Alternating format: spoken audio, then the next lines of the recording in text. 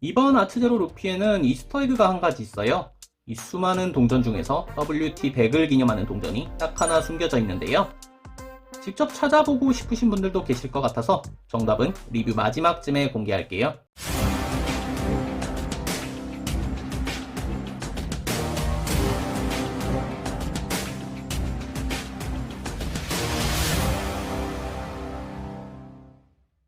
안녕하세요, 럭철TV입니다. 오늘 소개해드릴 피규어는 아트제로 WT100 루피와 초파입니다. 2022년 2월 25일에 발매된 피규어입니다. 보시는 것처럼 WT100 기념으로 나온 피규어예요. WT100이 뭐냐면은 원피스 캐릭터 전세계 인기 투표였는데요. 그 투표를 기념해서 오다 선생님이 대적 백경이라는 일러스트를 그렸어요. 그 일러스트를 바탕으로 제작된 피규어입니다. 루피는 주인공인 만큼 투표에서 당당히 1위를 차지했어요. 순위까지 이렇게 크게 써놨고요. 획득한 표수까지 이렇게 상세하게 써져 있네요. 정확한 제품명은 사실 루피예요. 초파는 제품명이 안 써있는데요. 초파는 그냥 이번에 묻어가는 약간 끼워 팔기 같은 그런 느낌이라고 생각하시면 될 것 같네요. 대적 백경을 주제로 월드 콜렉터블이나 제일복권에서 피규어가 나오고 있잖아요. 아트제로에서도 그 대적 백경 피규어들을 만들어주고 있는데요. 1위, 2위, 3위까지만 피규어 제작이 확정됐어요. 더 나올지는 모르겠는데 쭉 뽑아줬으면 더 좋겠다는 생각이 드네요. 그 중에서 1위를 차지한 루피가 가장 먼저 발매가 되는데요. 초파가 함께 들어있기도 하고 루피의 이 오니가시마 복장이 굉장히 멋있잖아요. 그래서 피규어 자체의 인기도 굉장히 많은 것 같은데요. 게다가 먼저 발매됐던 제일복권과 같은 포즈임에도 불구하고 아트제로가 좀 더 퀄리티가 좋다라는 평가가 많더라고요. 빨리 실물을 확인하고 싶어지는데요. 그럼 지금부터 바로 언박싱을 시작해보겠습니다. A few moments later. 박스 안에 대적 백경 일러스트가 같이 들어있네요.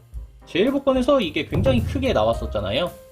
근데 그걸 좀 구하기 힘드셨던 분들은 요거를 피규어랑 이렇게 함께 전시해도 굉장히 멋질 것 같다고 생각되네요. 아트제로 루피의 개봉을 마친 모습입니다.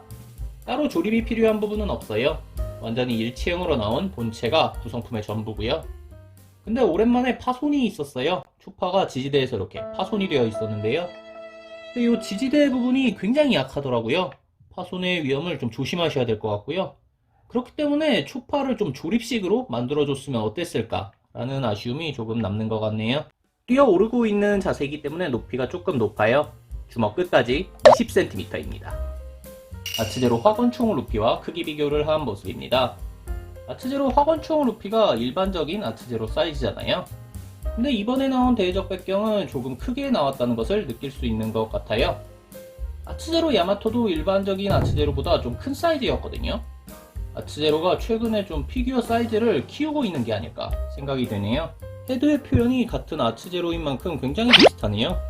덥수룩한 헤어스타일이라던가 치아가 보이는 입모양, 그리고 눈까지 굉장히 비슷하고요. 화건총 루피도 헤드에 대한 평가는 굉장히 좋기 때문에 이번 대적 백경 루피도 헤드가 잘 나왔다고 할 수 있을 것 같아요. 제일복권 대적 백경 야마토와 크기 비교를 한 모습입니다. 지금 아트제로에서 대적 백경 피규어를 3개밖에 발표를 안 했기 때문에 제일복권 피규어와 함께 전시하시려는 분들이 계실 것 같아요. 그런 분들을 위해서 만든 게 아닐까 싶을 정도로 사이즈가 정말 잘 어울리는데요. 보시는 것처럼 같은 시리즈처럼 정말 잘 어울리죠. 아트제로에서 나오지 않은 사보, 에이스, 야마토 이런 피규어들을 아트제로와 함께 전시한다면 원본 대적 백경 일러스트를 멋지게 재현할 수 있을 것 같다는 생각이 드네요. 먼저 헤드를 살펴볼게요. 헤드는 진짜 루피 그 자체인 것 같아요. 루피의 자신감 넘치고 뭔가 개구장이 같은 그런 캐릭터성이 잘 묻어나는 표정을 선택해준 것 같고요. 눈 밑에 흉터나 이렇게 치아가 보이게 웃는 모습, 이 원작 일러스트와 정말 똑같이 재현이 정말 잘 됐네요. 제일복권 대적 백경 루피 같은 경우에는 헤드가 조금 아쉬웠거든요. 근데 그에 비하면은 헤드가 좀 더 잘 나왔다 라고 할 수 있을 것 같아요. 루피 피규어 리뷰를 할 때마다 하는 말이지만 모든 루피 피규어들이 이 밀짚 모자에 신경을 굉장히 많이 써줘요. 루피의 상징이기 때문일 것 같은데요. 근데 이번 대적 백경 루피는 밀짚 모자에 특히 신경을 많이 써준 것 같아요. 이런 밀짚 모자의 질감을 조형으로 표현해줬을 뿐만 아니라 검은색으로 이렇게 선을 다 촘촘하게 더 넣어줬죠. 그래서 이렇게 엮어 만든 듯한 밀집의 질감이 훨씬 더 강조되는 느낌이고요. 왼손의 무장색 표현도 인상적이에요. 저는 무장색은 무조건 광택이 있어야 된다고 생각하거든요. 근데 이번 대적 백경 루피는 딱 적당한 광택으로 무장색을 잘 표현해줬다고 생각되네요. 그리고 아트제로가 이펙트를 잘 만들잖아요. 그런 이펙트를 잘 만드는 장기를 잘 살려서 이렇게 손을 감고 있는 연기 이펙트도 자연스럽게 회오리 치는 모양으로 표현을 정말 잘해줬네요. 상체에서는 이 흉터가 가장 중요하겠죠. 이 흉터 모양을 원작과 똑같이 재현을 정말 잘해줬고요. 근데 킹 오브 아티스트에서는 이 흉터 자체가 굉장히 리얼한 느낌이었는데 그런 리얼함은 조금 떨어지는 것 같네요. 그리고 이런 근육 같은 경우에도 음영을 좀 넣어줬으면 근육이 좀 더 선명도 높아 보이고 그런 효과가 있었을 텐데 음영이 전혀 없어서 조금 허전한 느낌이 드는 것 같아요. 뒷모습은 검은 망토 때문에 뭐 그렇게 큰 볼거리는 없어요. 이렇게 펄럭이는 소매와 굵은 주름 정도만 이렇게 확인할 수 있고요. 근데 도색 미스가 보시는 것처럼 있죠. 이렇게 군데군데 좀 도색 미스가 있는데요.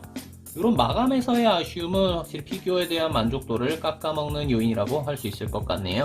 그리고 루피가 뛰어오르는 포즈, 한쪽 무릎을 굉장히 높게 들고 있죠.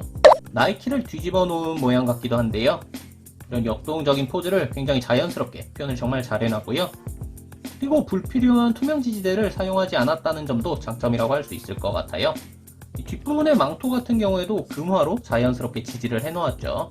저는 초파가 일본식 갑옷을 입고 있는 피규어가 갖고 싶었었거든요. 그래서 이번 아츠제로 초파가 굉장히 마음에 드는 것 같아요.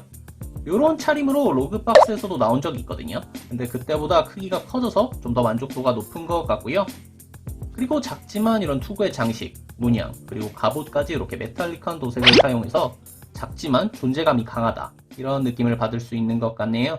이번 대적 백경 루피에서 이 금화 베이스가 진짜 큰 역할을 하는 것 같아요. 금화가 진짜 풍성하게 깔려 있어요. 제1복권 때보다 훨씬 많은 양이 깔려 있는 느낌이고요.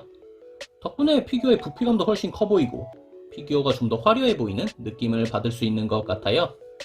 이 앞쪽에 있는 보물 상자 같은 경우에도 안쪽까지 이런 보물과 금화가 꽉 차 있는 이런 느낌까지 정말 꼼꼼하게 표현되어 있네요. 그리고 이스터 에그가 하나 숨어 있어요. 이 수많은 동전 중에서 WT100을 기념하는 동전이 딱 하나 숨겨져 있는데요. 이 많은 동전 중에서 그 동전 하나를 어떻게 찾나 굉장히 걱정이 됐었는데 벌써 인터넷에서 찾으신 분들이 굉장히 많더라고요. 자세히 보시면은 이 앞에 초파 앞을 보시면은 WT100이라고 써있는 게 보이시죠? 여기 숨어있는 것을 확인할 수 있습니다. 지금까지 아트제로 루피와 초파를 살펴봤습니다. 아트제로 야마토에 비해 그렇게 큰 기대를 하지 않았던 제품인데요.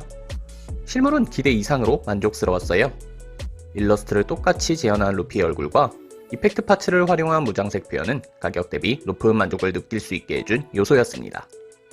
그리고 여기에 작지만 디테일하게 만들어진 초파와 화려한 금호화 베이스 덕분에 볼거리가 한층 더 풍성해졌다고 생각되네요. 다만 초파의 파손 위험이 높다는 점과 마감이 깔끔하지 못하다는 점은 아트제로 루피의 매력을 깎아먹는 요인으로 꼽고 싶네요. 오늘 리뷰는 여기까지입니다. 재밌게 보셨다면 구독, 좋아요 부탁드립니다.